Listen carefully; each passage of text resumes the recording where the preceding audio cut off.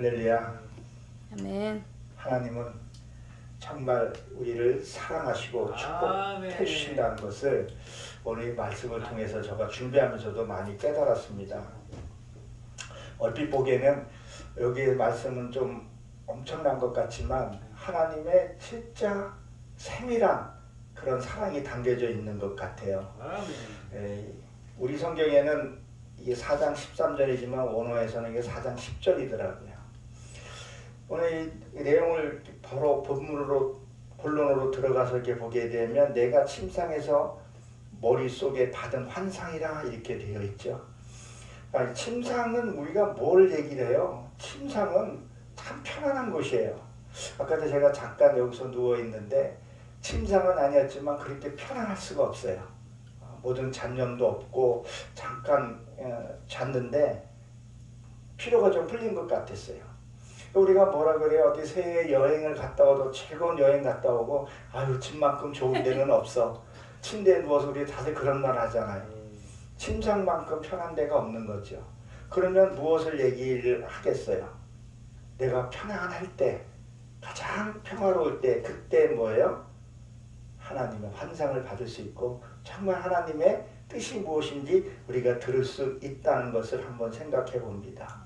지금 느부갓네살이 지금 이 꿈을 꾸는 그런 얘기인데 거기서 우리 성경에서는 지금 개정 성경에는 환상이라고 되어 있고 개역 성경에는 이상이라고 되어 있는데 이상이라는 거 이것은 예언이잖아요. 그 예언은 뭐예요? 우리 앞을 바라볼 수 있는 그것을 얘기를 한다는 거죠. 앞날을 알 수 있는 그거를 지금 얘기를 하는데 그런 뭐 우리가 앞날을 알 수 있다, 앞날을 볼 수 있다는 우리는 뭐 준비할 수 있다는 거죠. 앞으로 일어난 일들을 내가 안다면 준비할 수 있는 거죠. 우리는 천국을 가야 했기 때문에 그 이후의 삶을 우리가 알기 때문에 준비하고 예배드리고 등불을 끄지 않으려고 기름을 떨어뜨리지 않으려고 우리가 이렇게 몸부림치면서 이 예배를 드린다는 거죠. 그런 것을 우리가 볼지 모르면 한날에 뭐예요? 날파리처럼 하루살이처럼 살아가는 우리가 인생이 아니라는 거죠. 그래서 뭐라 그래요? 본즉 순찰자. 이게 순찰자는 우리가 잘 아는 이게 지키는 천사를 가리켜서 얘기를 하는 거죠. 천사가 와서 나를 지켜준다는 것을 얘기를 합니다. 이게 와 닿지를 않을 때가 있는데 정말 이게 천사가 나를 돕는다는 것을 이것이 느껴져야 되더라고요. 그 천사가. 근데 그 천사가 누구야? 거룩한 천사를 했어. 오늘 제목처럼. 그러면 구별된 삶을 살았을 때 천사가 나를 돕고 있다는 거죠. 저는 그거를 때부터 생각을 해봐요. 아, 이게 정말 하나님이 하신 거구나. 천사를 통해서 나를 도와주고 계시는구나. 그걸 느낄 때마다 뭉클뭉클해요. 그 감동이 있는 거죠. 그러니까 우리가 뭐예요? 거룩한 삶. 이 거룩은 구별된 삶이거든요. 정말 세상 것 보지 아니하고 하나님을 향해 갔을 때 조금 어리숙하더라도 좀 손해를 보더라도 그 거룩한 그 구별됨을 살 때 하나님이 뭐예요? 이 천사를 보내주신다는 거죠. 그래서 하늘에서 내려왔는데 마치 뭐예요? 내 천사가 내 심령 속에 나와 함께하고 있다는 거라는 것을 저는 믿어지고 여러분들도 믿으시길 바랍니다. 아멘. 그리고 요한계시록의 21장 2절에 보게 되면 뭐라 했어요? 새하늘과 새 땅이 하늘에서 내려왔다 그랬었어요. 이거보다 큰 축복이 어디 있을까? 이 예루살렘이 내 안에, 예루살렘의 평화의 기초 아니겠어요? 그것이 내 안에 오게 되면 편안한 거죠. 이것이요, 내 침상에 누웠을 때, 침상에 누웠을 때 내가 잠이 들었을 때는 누가 어떤 말해도 들리지를 않거든요. 근데 잠이 깨어지고 하다 보게 되면 이것이 다 듣고 하다 보게 되면 자꾸 시험이 들고 머리가 빠지는데 하나님과의 관계가 교제가 이루어져야 합니다. 그러니까 뭐야? 그 전에도 말씀으로 나를 이끌어 여기까지 오신 거예요. 그 천사가 나를 도움으로 여기까지 왔다는 얘기죠. 그러나 또 뭐야? 앞으로도 우리가 말씀으로 우리가 또 힘을 받고 가야 한다는 거죠. 그래서 뭐야? 하늘에서 천사가 내려오면 진짜 그 돕는 천사, 말씀이 나와 동행하고 천사가 나와 동행하면 무엇이 되냐는 거죠. 내 이 성품이 변해서 하나님의 성품이 될 수 있다는 거죠. 하나님의 성품을 이루어져 갈 수 있다는 거죠. 아까 우리 영미 목사님이 고은능 목사님, 원장님이 용돈을 주면은 자기 위해서 안 쓰시고 그냥 뭘 하나 좀 뭐라도 들려주고 싶어서 아이고 아니라고 얘기를 하더라도 그것이 뭐예요? 하나님 성품을 이룬 자 아니겠어요? 나보다 남을 먼저 생각하는 거. 사람이 저부터 돈에 욕심 없다는 새빨간 거짓말 같아요. 나를 위해서 쓰고 싶고 하고 싶은데 그거를 편안한 게 아니라 어떻게 보게 되면 눈치 봐서 용돈 좀 받았는데 그걸 자기 위해서 안 쓰시고 이렇게 쓴다는 것은 뭐예요? 하나님의 성품을 이루어졌기 때문에 그렇다는 거 저는 봅니다. 그렇지 않으면 깍쟁이같이 자기 위해서는 이렇게 낯을 내고 쓸지언정 남을 위해서 쓰지 않는 것을 제가 많이 봅니다. 저도 그런 부분에서 제가 배워야 되지 않나 이런 생각을 해봅니다. 그리고 뭐야? 느부갓네살은 지금 세 번째 꿈을 꾸게 됐죠. 다니엘을 통해서 그걸 풀지 못하니까 거룩한 그 다니엘을 통해서 이것을 해석하게 되는데 처음에는 우리가 잘 아는 것 못으로 이렇게 풀었었어요. 금신상. 그게 높이가 아파트 8층 높이까지 높았다 그랬었어요. 그러니까 허활한 그 들판에 그 높이 세워졌으니 멀리서도 그걸 본다는 거죠. 근데 그것이 우상이라고 그랬다는 거죠. 내 의로움, 나의 자랑을 얘기를 하는 거죠. 그런 것들을 하나님이 부서뜨려야 된다는 거죠. 어떨 때는 이 고난이 오면서도 힘들면서도 그것이 부서지면서 나의 그 자아가 드러났을 때 어떤 뭐랄까 좀 희열을 느낀다 그럴까 그런 감사함이 나오더라고요. 그 속에서 내 이 자랑이 이것이 부서졌을 때 그러니까 이 느부갓네살이 이 꿈을 꾸고 나서 7년 동안을 성 밖에 쫓겨나가서 풀을 뜯어먹고 그렇게 살다가 회복되는 것을 하나님이 보여주시는 것을 얘기를 하잖아요. 그 금신상 얼마나 자기가 높고 자기의 것을 세웠냐는 거죠. 그 많은 사람들이 얼마나 추종했겠냐는 거죠. 그런데 그것을 하나님이 택한 자는 부서뜨린다는 거죠. 그리고 이 앞절에 보게 되면 이 나무가 하늘에 닿았다고 했다고요.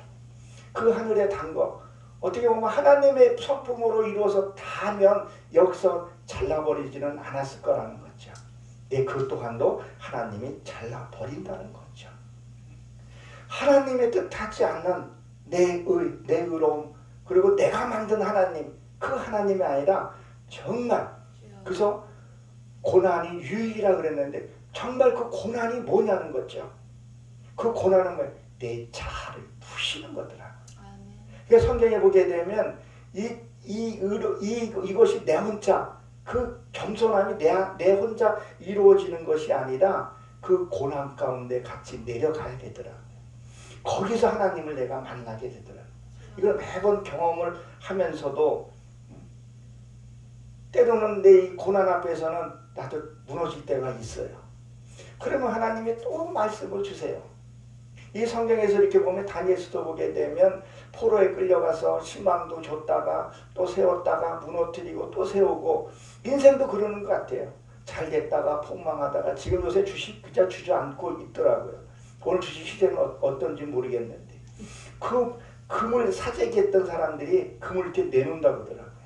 그 주식 폭락한 거 그거 빌려서 했던 것도 갚기 위해서. 그리고 또 이렇게 흥행도 만나고 그 과정에서 우리 크리스찬들은 뭘 했냐? 하나님의 성품과 인품으로 이루어져야 된다는 거죠. 그것이 유익이 돼야 된다는 것을 오늘 말씀을 통해서도 보여주게 됩니다. 그러니까 하나님이 원하지 않는 내가 너에게 축복을 줬는데 그것을 제대로 하지 않으면 하나님 우상을 깨트리더라는 거죠. 그래서 레위기서 26장 19절에서 20절에 보게 되면 너희의 세력을 말미암아 교만이 견고해졌다 이렇게 되어 있는데 거기에 보게 되면 자랑, 자기의 의로운 자랑. 저도 상당히 조심하면서도 내 의의가 드러날까 조심해요. 근데 자존감은 떨어지면 안 되잖아요. 하나님이 주신 자존감은 내가 높아지는데 내 의의가 혹시 드러날까. 하나님이 이걸 굉장히 경계하시고 계시는 것을 이 레위기서 26장에서 보게 되면 그게 기록이 되어 있더라고요. 그리고 20절에 보게 되면 레위기 26장 20절에 보게 되면 너희의 수고한 것이 다 헛되고 땅의 산물도 다 먹지 못할 것이다 이렇게 기록이 되어 있어요. 뭐를 말하는 거예요? 내 자랑, 나의 의를 내세우게 되면 너희가 먹을 게 아무것도 없다고 얘기를 합니다. 그래서 이 자랑은 교만이죠. 하나님이 이걸 싫어하시다는 거죠. 그러면 우리는 거룩한 삶을 살게 되면 순찰자를 통해서 우리를 도와주신다는 거죠. 그럼 우리는 어떻게 하면 거룩한 삶을 살 수 있겠냐는 거죠. 이 거룩한 삶을 산다는 것은 말씀에, 우리가 그 말씀에 순종하고 살아야 된다는 거죠. 어떻게 보면 참 간단한 것 같은데 간단하지 않더라고요.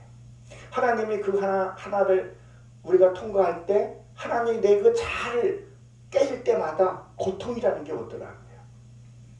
그래서 뭐예요? 암모스에 보게 되면 철 타작기로 쳤다 그랬다는 거죠. 내 의가 깨지기 위해서는 어떤 고난과 그런 핍박이 있어야지 깨지더라는 거죠. 우리 자연을 통해서도 우리가 한번 보게 되면 어떤 일이 생겨요? 그 곡식을 깨기 위해서 항상 껍질이라는 게 있잖아요. 그 껍질을 깨기 위해서는 외부에서 뭐요? 압력을 가했을 때 그게 깨지더라는 거죠. 그렇지 않으면 그게 안 깨지더라는 거죠. 그러니까 나도 내 자아, 내가 내 자신을 알 수 없는 그 자아를 깨기 위해서는 하나님 외부에 압력을 넣더라고요.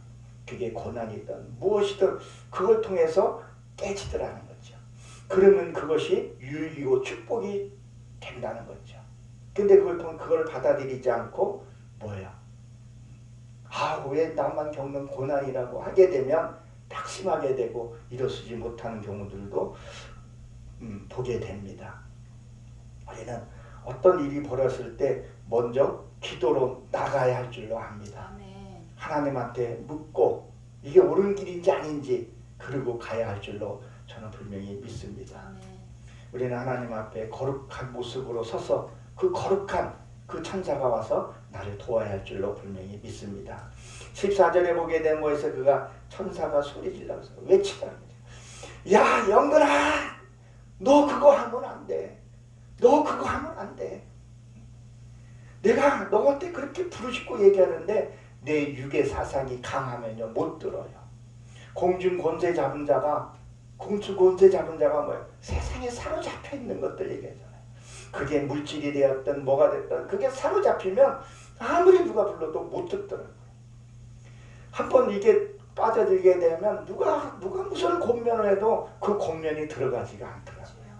그 권면이 받아들이지 않더라는 거죠.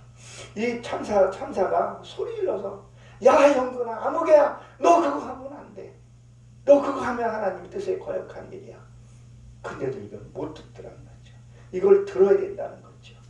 이거 들었을 때 하나님의 기쁨의 길로 간 줄로 저는 분명히 믿습니다. 오늘 뭐라 그러죠? 또 그래서 그 나무를 베고 그랬어요. 그 나무를. 그 자기의 그 의로움, 뭐 크던 작던 자기의 의로움, 군뱅이도 뒹구는 재주가 있다 그러는데 그것 또한도 너의 자랑이면 안 된다는 얘기를 하고 있는 거죠. 그래 우리가 사람이 있다가 내가 뭐 가진 거 있다가 없으면요 이게 되게 허전하고 허탈해요. 제가 그래도 이것도 하나의 자랑이면 자랑일 수 있는데 간증이에요. 제가 그전에는 국민은행에 VIP로 가서 줄 안 서고 번호 뽑지 않고 있었어요. 그러다가 하나님이 이렇게 싹 벼버리고 나니까 대중교통을 이용했는데 어떻게 이용할 줄도 몰랐었고 다 버스 정류장에서 기다리는데 왜 이렇게 서럽고 서글픈지요. 너무 서럽더라고요. 사람들이 다 나만 보는 것 같아요. 세상 말로 쪽팔릴 것 같기도 하고 누가 보면 어떡하나 이런 생각에 대중교통 타는 버스 타는데 힘들더라고요. 그리고 어떻게 버스를 타서 카드를 찍고 내릴 때 그냥 도망치듯이 내리고 또 타니까 이상하고 나중에는 그것이 하나님의 뜻을 알고 나니까 받아들이기 그렇게 편해요. 어저께 제가 장바구니 이렇게 들고 갔잖아요. 이 신사체면에 퇴근길에 그 동선이 짧은 것도 아니고 1시간 반을 그렇게 들고 갈 수 있겠어요? 안 들고 가요. 그 전에 옛날에 그걸 들고 가라 그랬으면요. 거기에 금이 들었으면 혹시나 모를까 안 들어요. 차라리 굶고 말지. 그런데 그걸 이렇게 들고 사람들 그 시간도 사람들 많아요. 삐집고 들어가서 딱 걸리니까 뭐 다 보여. 바나나도 보이고 뭐 다 보이는 거예요. 근데 그게 하나도 이상하지 않는 거예요. 왜? 이 순찰자가 나랑 함께 하고 있고 성령님과 함께 하고 있고 내 자존감은 높은데 그게 뭔 상관이 있어요. 실리 있게 살면 되는 거지. 그전에는 누가 나를 보는 것 같지만 그 사람이 나 보지 않아요. 신경도 안 써요. 지들끼리 스마트폰이라고 바쁘지 뭐 이 사람이 뭘 했는지 전혀 신경 안 써요. 나도 그 사람 신경 안 써요. 그러니까 한 푼 아껴서 거기에 한 가격이 많이 싸요.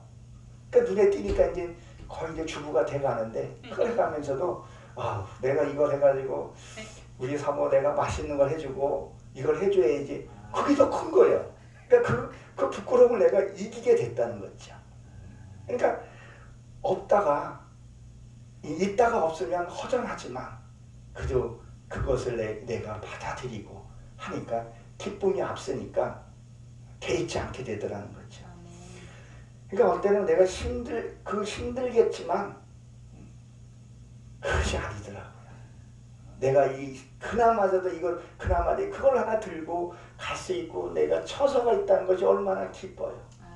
내가 또 요리해줘서 같이 나눠 먹을 가족이 있다는 것이 얼마나 행복한가 이런 생각을 해보게 됩니다. 그래서 이 나무를 베었다는 것을 한번 생각을 한번 해보세요.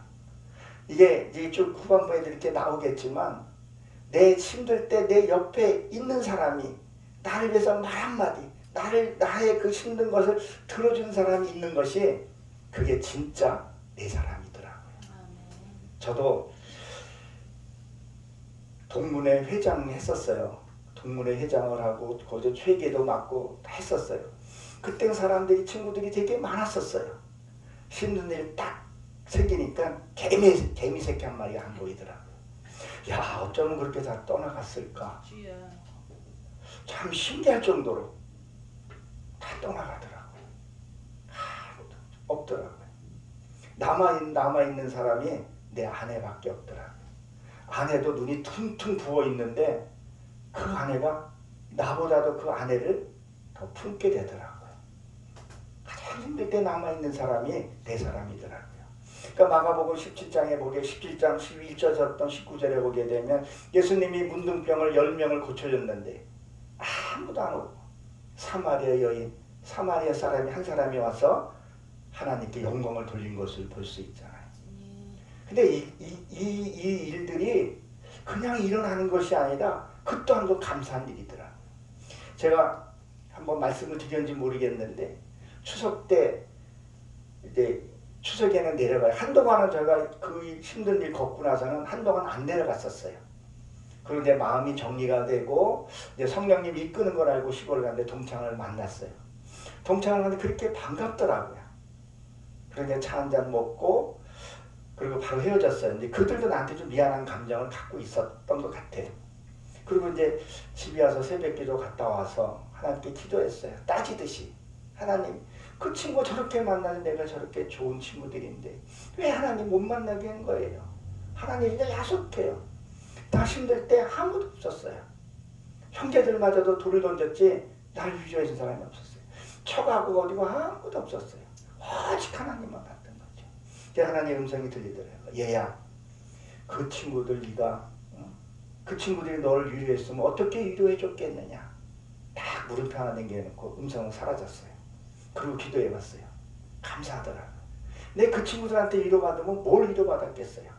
이걸로 아무리 교회 다닌다도 야 너 힘들지? 그래 우리 한잔하자. 그래 한잔하자. 이게요 술을 잡숴보신 분이나 쳐드신 분들은 알아요. 감정이요 이게 기쁨은요 한없이 막 이렇게 주체 없이 막 골든벨 울려가지고 돈도 없는 술값지가 계산 다 하고 해요. 근데 슬픔 한번 빠지면요 이 술에 취해가지고 슬픔에 빠지면요 헤어나지를 못한다고요. 그러면 맨날 그 친구가 위로한다고 한 대도 먹고 누구도 먹고 사 먹고 그러면 그 꼬라지가 뭐가 되겠어요. 페인밖에 더 되겠어요. 그것 깨닫고 나니까 이 또한 더 하나님 하신 일이구나. 감사한 일이구나. 그리고 마음을 다져듣고 갔던 것들이 생각이 납니다. 그래서 뭐예요? 금신상도 부시고 이 나무도 베어 버린 거죠. 그러니까 어떻게 보면 허세, 우리가 어떻게 보면 허세를 많이 부리는 경우들이 있어요. 이거 집사님, 저랑 이제 그 구역장 했던 그 집사 한 분이 뭐냐면 관리소 소장이었었어요. 관리소 소장이니까 그 집의 형편들이 다르잖아요. 근데 아파트는 고급 아파트인데 여기에 뭐가 있냐면 수도도 끊기고 전기도 끊기고 생활생활 다 끊긴 거예요. 그래서 하는 말이 어떻게 생활하는지 모르겠는데 거기서 자고 나온다는. 내 차는 비싼 차, 외제차를 타고 다니거든. 고급차를. 그래서 하는 말이 그런 사람들이 꽤 있다는 거예요. 뭐 허세. 허세를 그렇게 부리는 사람이 많더라는 거죠. 우리 기독교 안에서도 보게 되면 이 믿음에 허세 부리는 사람들이 있더라고요. 정말 그 허세. 정말 남을 위해서 돕고 그런 숨은 그런 게 없더라고요. 제가 부득이하게 간증을 하나 또 하면 한 15년 동안을 장애 그 모녀를 섬겼던 분이 있어요. 지금 소천에 있는데. 그분을 이렇게 섬기면서 멀리 가면서 섬기고 이렇게 섬겼었어요. 근데 그게 감사함으로 남아있어요. 또 한 군데는 장애인 시설을 거기서 꽤 오랫동안 섬겼었어요. 섬기면서 그 누구냐? 원장님이 소천을 했어요. 근데 아드님이 그 인수를 맡아서 하게 되는데 제가 혼자 하다 보니까 금액은 많지는 않았었어요. 근데 그 전에 목사님이 계실 때는 그거에 상관없이 저희가 정성껏 준비해서 가면 같이 그걸로 교제 나누고 예배 드리고 그렇게 왔었어요. 근데 어느 날부터 이제 원장님이 바뀌고 나서는 나도 부담스러운 거예요. 뭐 금액도 작고 물가는 오르고 그러니까 서서히 거리감이 좀 생기는 거예요. 가도 이렇게 반가운 기색도 없고 오히려 시간을 내가 뺏는다는 부담감이 생기더라고요. 그리고 마침 코로나가 생기고 나서는 연락이 딱 끊긴 거죠. 나는 진짜 안부를 한번 묻고 싶어도 조심스럽고 그래서 없길래 지금 기도만 하고는 있어요. 그래서 제가 단체를 하나 갖고 싶으면 그런 소외된 계층을 좀 돕고 싶어요. 그래서 내가 동사무소 가서 그런 소외된 계층을 하나 소개 좀 받으려고 했더니 요새는 그런 것이 아니라 머니만 달라요. 돈을 주면 그 사람께 전달한다. 그 사람들 밝히기 싫다는 거죠. 저는 그들과 같이 소통하고 예수의 그리스도에 증거하고 싶은 거죠. 그런 것들. 근데 자기 어떤 의로움에 많이 취해져 있는 거 보고 참 안타까운 생각을 저는 해봅니다. 왜 이렇게 됐을까? 정말 갈급한 사람들이 있을 텐데 그러한 것들. 그러니까 제가 지금 혼자 힘으로는 역부족에서 지금 주어진 거에 감사하고 있어요.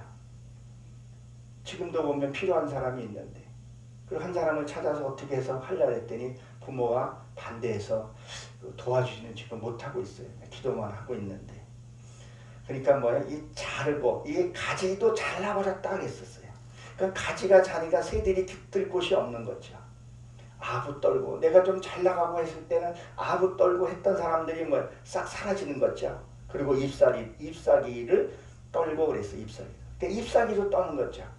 그 가지에 붙어있던 그 잎사귀가 있어야 식물도 자라고 모든 것이 자랄 수 있는데 그런 것들이 뭐예요? 다 하나님이 제거시키는 거죠. 근데 여기에 보게 되면 이것이 감사로 바뀌어지지 않으면 안 되더라고요. 하나님이 저도 요번에 어떤 이제 위험수위에 제 생각에는 짧은 제 성경에는 위험수위에 딱 넘어선 거예요. 그래서 뭔가를 좀 하려고 했는데 다 잘라버리는 거예요. 다. 그리고 할 수 없는 곳은 한두 군데 나와도 할 수 없는 일들이고 하나님이 이걸 보면서 다 자르시구나. 다 막으시구나. 제일 이제 숨통 하나 튀어놓은 게 우리 아내가 이제 좀 가서 하는 거.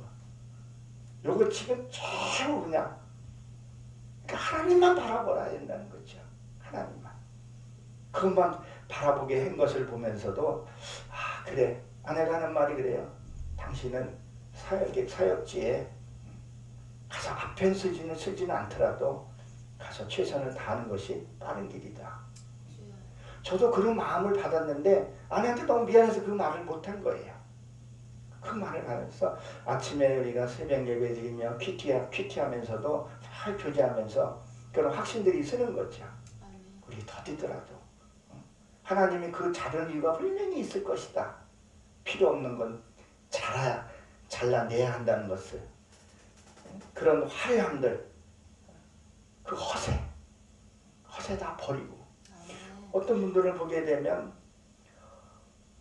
이제 교세가 있고 뭐 그런 가운데에서 하면 괜찮은데 그렇지도 않는 데에서도 그 이름 있는 자리에 가려는 그런 곳을 보면 권면도 할 수도 없고 그런 안타까운 분들이 없지 않아 있더라고요.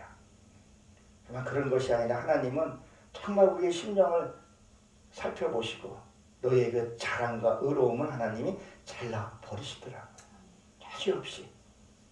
그게 정말 택한 자더라고요. 어저께 누구죠? 정성천 그 목사님이 얘기했듯이 버려둔 것이 그게 진짜 무서운 거라고. 정말 무서운 거라고. 하나님이 지금도요. 아내나 저나 뭐 잘못하면 즉각 회초리를 대세요. 신기하게 회초리를 대세요. 이 간증은 안 하려고 그랬는데 아내가 다녀왔잖아요. 근데 침이 드니까 아침에 이제 키티하면서 이제 그 위로에 이제 기도를 하게 되더라고요. 하나님 해준 다음에 틀을 내더라고요.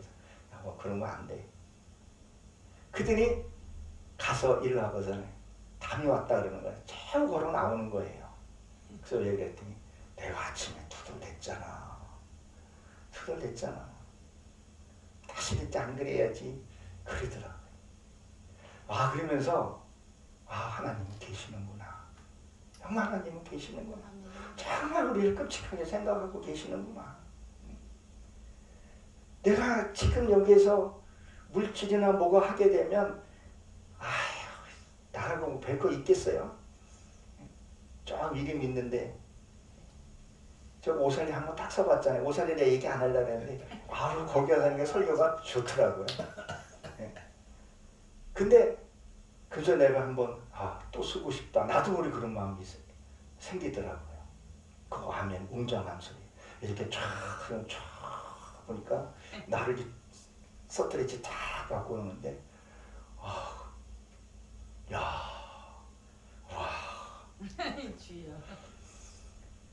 근데 내가 물질이 생기고 그러면 또 그런데 기웃기웃되지 않겠냐는 거죠. 잘 같아요. 오직 다른 사람 다 필요 없다. 너라도 지금이 마지막 때에 너라도 바로 서서 아멘. 너는 내 자식이다. 내가 너를 지명해서 불렀다. 너만큼이라도 좀 거룩한 데서 하길 바란다. 이 더러운 데서. 그때 우리 고목사님이 저 송초에 있을 때 보석을 나한테 봤다 뭐 그런 말을 하셨을 때에 처음에는 진심 같은데 저거를 내가 받아도 되나? 그런 마음이 들면서도 계속 묵상을 했어요. 계속 묵상을 해봤어요. 정말 저분이 하신 말씀이니까 저분을 통해서 하나님의 말씀이었을까? 오늘 지금 말씀에서 생각이 나는 거예요. 내가 너를 어떻게 택각했는데 나는 가지 말아야 한다. 너도 이놈아, 너가 물질 주고 뭐 하면 너도 틀림없이 갈 거야. 흰돌산, 백돌산, 뭐 천왕봉산 너 가지 않겠느냐. 너는 안 한다 그러지만 너 물질 가면 그렇게 돼. 해발 너만큼은. 그러나 나도 마음이 편치 않다. 하나님 그런 것 같아요.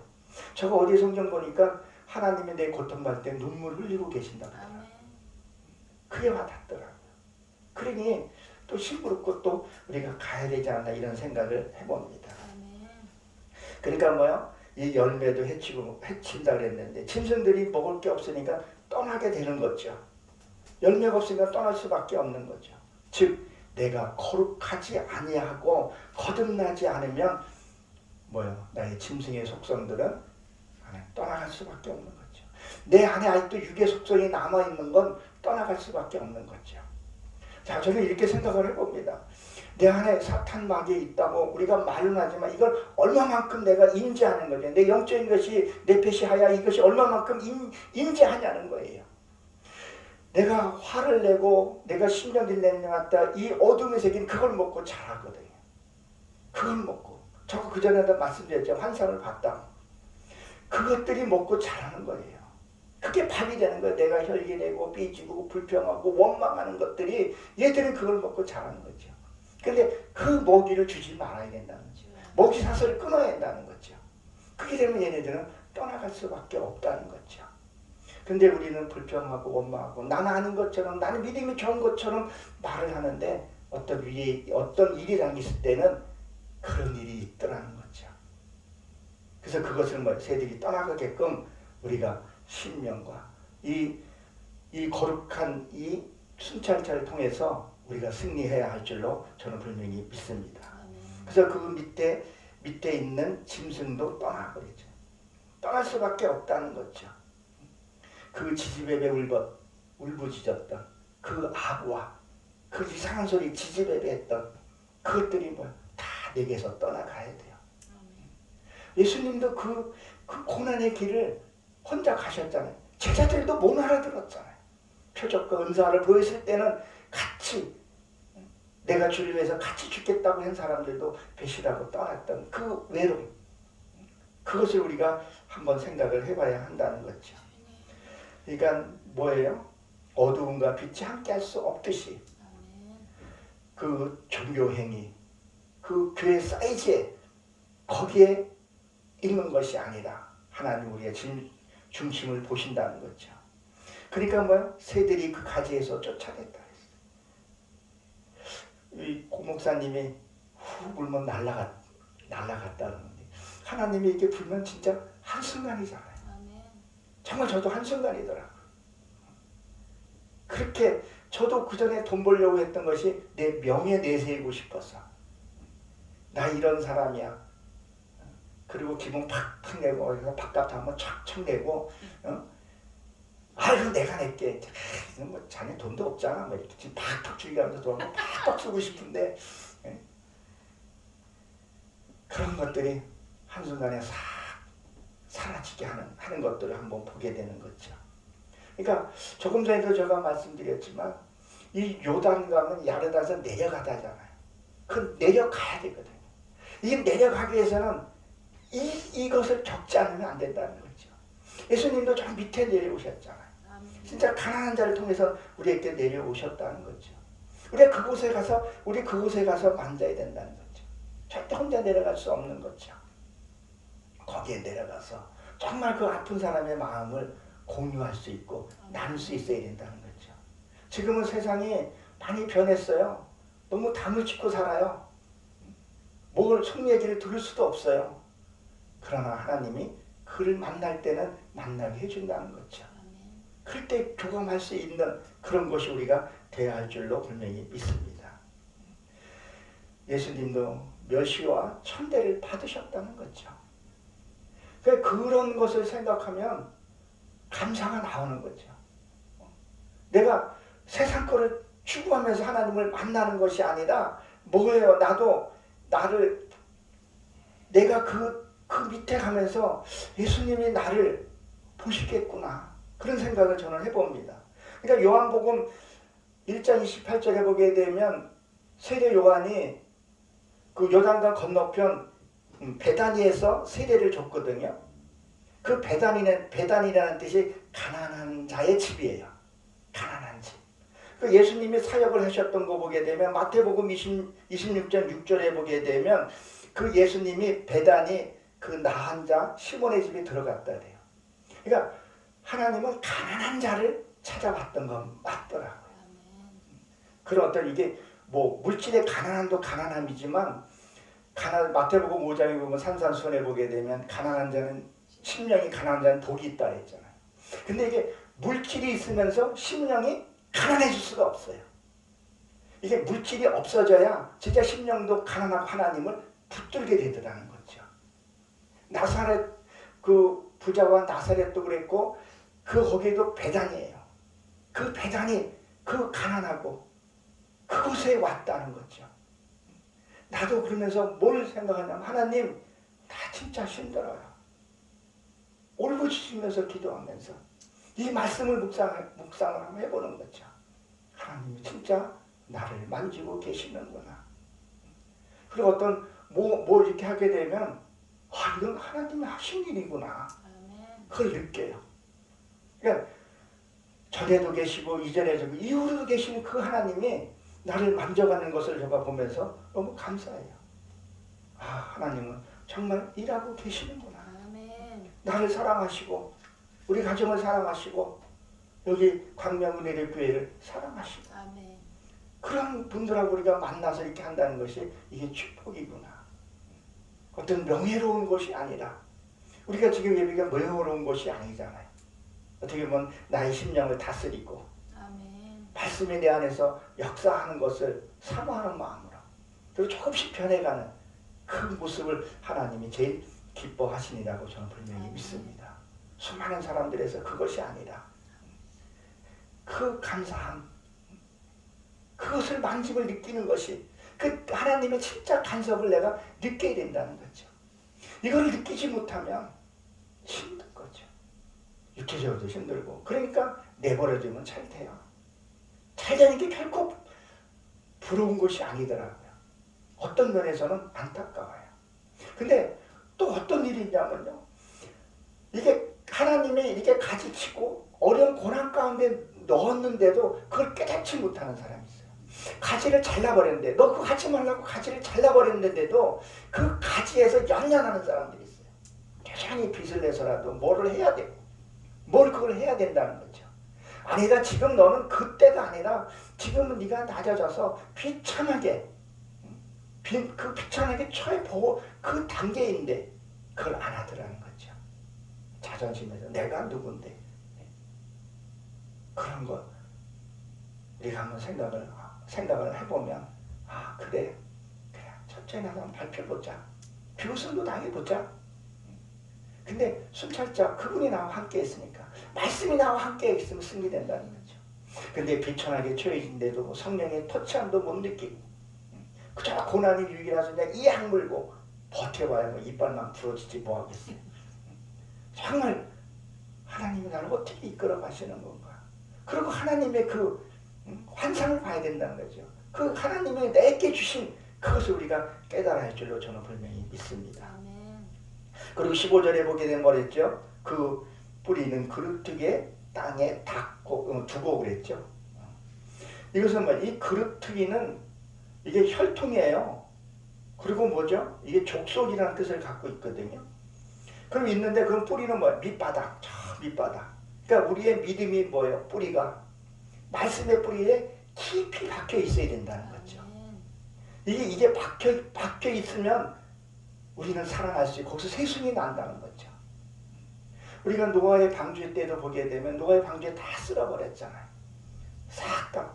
그러니까 생명 있는 그 짐승들은 싹 쓸어버리고 하나님이 새롭게 물을 다 빠지고 새로 나온 그 순, 비둘기를 통해서 갖고 얻은 감람나기, 그 감람나무 잎사귀가 올리브 기름인데 성령 밝히는 거잖아요. 싹 쓸어 깨끗한 데서 난 것을 그것을 사용한다는 거죠. 이 그루트기의 뿌리에 우리가 뿌리에 거기에 붙어 있으면 우리는 절대 실망하지 않고 낙심하지 않다는 거죠. 그러니까 우리가 이 예배 드리면서 회중이 있던 없던 어떻게 보면 내 심령을 지키기 위한 그 믿음, 그 그루트기 거기에서 싹이 다 새순이 나는 그런 마음이라는 거죠. 그리고 보십시오. 그 땅 LH죠. 그 철과 놋줄로 이 놋줄 이 쇠는 고난을 상징하잖아요. 그 고난 가운데서 단단히 붙들고 매여 있으라는 거죠. 절대 하나님은 절대 여러분을 놓지 않으신다는 거예요. 저번에 어저께 정성 전 그 목사님이 말씀하시기에 어두운 가운데서 나를 지키시고 하나님이 지키다 그 말씀이 쏙 들어오더라고요. 맞아요. 하나님이 날 절대 놓지 않으시고 때는 눈물 가운데 그 하나님, 그 이 고난 가운데서 우리가 하나님을 이 말씀에서 놓지 않으면 하나님은 절대 우리를 놓지 아니하신다는 그 믿음이 생기는 거죠. 하나님이 나를 사랑하고 계시는구나. 이 들풀은, 이 푸른 야한 풀, 하나님 우리에 늘 코를 주고 계신다는 것을 저는 분명히 믿습니다. 감사한 거죠. 천하의 모든 걸 다 갖는다 할지라도 지금 또 대권을 잡기 위해서, 다른 분들은 진짜 나라를 위해서, 이 무너지는 이 나라를 세우기 위해서 정말 봉사하고자 하는 그 후보자도 있겠지만 그 권력의 탐욕에 물든 사람이 있다는 거죠. 그것도 한순간에 다 훅 날아갑니다. 박정희 대통령도 이승만 대통령도 다 이제 가버리고 한순간에 다 사라지는 건데, 남는 것은 우리가 하나님의 성품을 이루어서 가는 거라는 거죠. 그리고 보십시오. 하늘에 이슬이 젖고 그랬어요. 이 이슬은 언제 내리냐는 거예요. 언제? 새벽에 내려요. 새벽에 내리는데 그때 이때 이 이슬을 먹지 않으면요 먹을 기회가 없는 거죠. 아무리 가물어도요 이슬은 내려요. 저가 그걸 어떻게 하냐면요, 주말농장 깨우리 했다 그러잖아요. 아침에 새벽에 이제 물 주러 가거나 이렇게 하게 되면요, 꼭 이렇게 보면 이 바지 가락에 양발 같은 게 한번 젖어요. 이슬은요 아무리 가물어도 와요. 그러니까 이슬도 안 내리게 한다는 말이 있잖아요. 그리고 완전히 하나님을 완전히 끊어져 버린 거죠.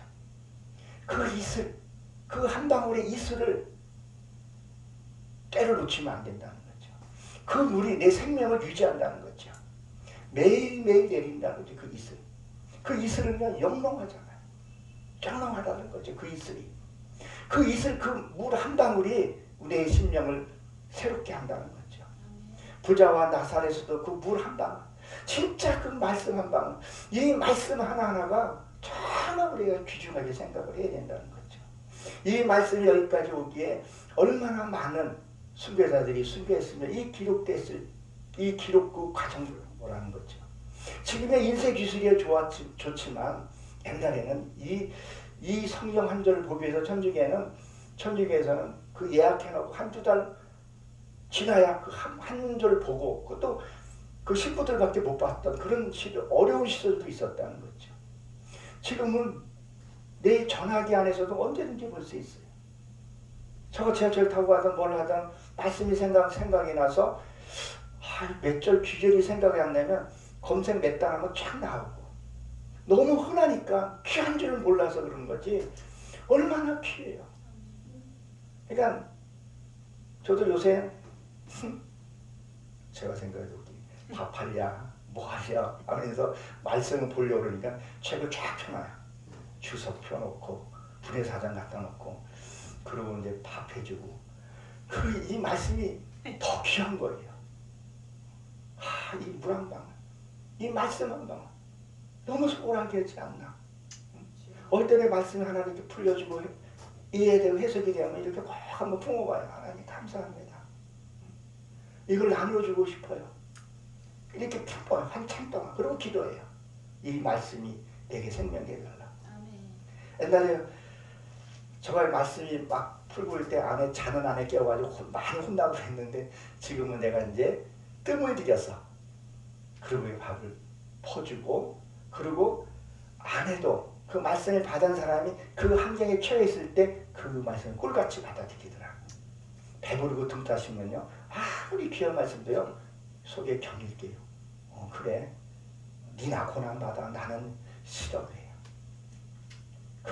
그 말씀이 소중할 때, 정말 내가 힘들고 고통했을 때 그 말씀 하나 딱 들어갔을 때 그게 생명이 되더라는 거죠. 이 적시라는, 이 적신다는 단어가 염색이더라고요. 그러면 내 이 유계적인 사상이 하나님의 사상으로 바뀌어져야 된다는 거죠. 철저하게 바뀌어져야 돼요. 저도 이 머리가 많이 휘어진 이 얘기를 제가 자주 하는데요. 이 검은 머리가 흰머리 돼야 되잖아요. 하나님이 흰 거, 세마포, 더럽히지 마라, 흰돌 이렇게 얘기하잖아요. 이 검은 사상은 어둠의 사상이잖아요. 그러면 이 머리카락이 이 흰색으로 바뀌는 게 한순간에 짠하고 바뀌는 게 아니잖아요. 서서히 변하는. 이제 좀 허해져서 아내나 우리 딸이 그래요. 아빠 염색해야 되겠어. 나 염색은 싫다. 왜? 내 이 사상이 하나님 사상으로 바뀌어지기를. 하나님 사상이 점점 많이 바뀌어지는구나. 내 이 연수에 따라서 이 머리에 따라서 나도 하나님의 사상으로 바뀌어져야 되겠구나. 아직도 내가 못 깨달지 못해서 변하지 못하니까 하나님의 가지를 자꾸 잘라버리고 또 잘라버리고 고난 가운데 불 가운데 넣더라는 거죠. 이런데도 못 깨달으면 안 되겠다. 아까 우리 앞전에 말씀을 증거하신 목사님이 그러셨잖아요. 천국도 다 다르다고. 그 지위가 다 다르다고. 이한 갈 바에 거기는 영원하게 존재되는 거니까. 저도 그것을 믿게 그 말씀도 감사하면서 그냥 말씀을 정말 헛하게 할지라도 그것을 내 것으로 만드냐. 이 아침에 이 이슬, 그 이슬이 뭐 밤에 뭐 햇빛 내리칠 때 내리진 않잖아요. 언제 뜨거운 공기와 찬 공기와 이렇게 만났을 때 내리는 거잖아요. 그러니까 내 육의 사상이 하나님 만났을 때 그 말씀이 생긴다는 거죠. 그때 그거를 마셔야 된다는 거죠. 그랬을 때 내가 변화되는 거죠. 그것을 내가 변화되는 것을 내가 느껴야 되는 것도 중요한 것은. 내가 육의 꽃이 올라갔을 때, 혈기가 나올라 할 때, 그래, 이건 아니지. 이게 처음에는 잘 안 되는데 지금 조금씩 되더라고요. 그 아내랑 뭘 하다가 탁 하면 그전에는 주여 아버지 대 앞에서 주여 용서해 주세요. 빈내를 용서해 주세요. 이렇게 했는데 지금은 그냥 주여 이제 주여자님 그래 하나님 그냥 마음으로 기대고 처리해버리죠. 그러니까 아내가 그래요. 당신은 좀 하여튼 뭐라고 얘기를 해요. 내 입으로 말하기 그렇지만 그리고 아내는 가끔씩 투정해요. 어떨 때는 그래요. 다 믿냐? 우리 아내가 좀 약간 뭉툭툭해요. 그럼 믿으니까 살지 안 믿으면 사냐? 굴뚝세게 툭 그래요. 나도 당신의 찔러는 좀 아파. 그럼 내가 누구한테? 고목사님한테? 못하잖아. 당신님까지 내가 누구한테? 내가 이영민 목사한테 할까? 못하잖아. 당신이니까 하지. 그래도 나도 아파. 알았어. 그렇게. 그래서 말씀이 나를 자꾸 적셔가면서 살아가는 거죠. 이런 거 하나하나 내가 내가 변해가고 있구나. 다른 사람은 몰라도 아무도 몰라도 하나님은 나를 알아주는 그뿐이라는 생각. 그리고 가까이 있는 사람이 알아주니까 어저께 그 장방으로 들어가면서 나 무식하지 아니하고 자존감은 높아가지고 다들 그렇게 해도 되게 좋은 거예요. 그 신사체면이 그거 하겠어요? 그게 한 돈도 몇 푼 안 돼요. 근데 그렇게 좋은 거예요. 행복하고. 그냥 내 안에 심령이 편하면 그렇게 되더라는 거죠. 내가 편하면 편한 것만큼 행복도 누리게 된다는 것을 한번 생각해 보게 됩니다. 그래서 16절에 보게 되면 또 그러죠. 사람이 마음에 변해가는 것을 보는 거죠. 그래서 우리가 말씀의 뿌리가 탱탱하게 박혀 있으면요. 정말 말씀 보고 기도하고 찬양하고 성에 열리고 이게 뿌리가 딱 잡혀 있으면요. 변하지가 않는데 변하더라는 거예요. 그거 안 하면 변하더라는 거죠. 그래서 마음을 받아 7대 지나더라 그랬었어요. 7대는 뭐겠어요? 창조의 비밀을 얘기를 하잖아요. 첫째 날 하나님의 빛과 어둠을 나누게 하시고 신령 안식하게 하시고 그런 사건들을 하나씩 이렇게 때려 이루면서 절대 어린아이가 갑작스레 어른이 되지는 않거든요. 그래서 저희 교회 주보에 우리 예은이 어렸을 때 아기 때 사진을 가끔씩 올려요. 젖먹이서부터 이렇게 가끔씩 한번 올려요. 오면서 비교를 한번 해봐요. 아이가 많이 컸구나. 그 아기 때가 이렇게 많이 컸구나. 그러면서 한순간에 그 아이가 큰 건 아니잖아요. 다 지 나름대로 고난 겪고 기쁨도 느껴보고 그렇게 자라왔구나. 그러니까 다 그때의 고난을 겪지 않으면요 나중에 겪으면 더 힘들다는 거죠. 우리 애니가 어느 날 그러더라고요. 내가 한복을 이렇게 하나 이렇게 누가 줬나 사줬나 했을 거예요. 내가 평일날 한복을 너무 입고 싶고 나가고 싶대요. 그래 일단은 너 그거 가면 5분 단위로 이렇게 입지 마. 근데 입고 싶대 가고 싶대요. 그래 그때 아니면 언제 해보겠냐. 갔어요. 나갔다 오라고. 그때 한 10분도 안 되고 들어왔어요. 그래서 왜 그랬더니 창피하대요. 왜? 아무도 안 입고 다 이상한 눈으로 보는 것 같대요. 그래서 내가 그때 그 깨달은 게 그래 한번 가봐야 할 사람은 갔다 와야 되는구나. 음부할지라도 거기 가서 골탕을 먹던 뭐를 하던 갔다 와야 그래야 다시는 손을 대지 않는구나.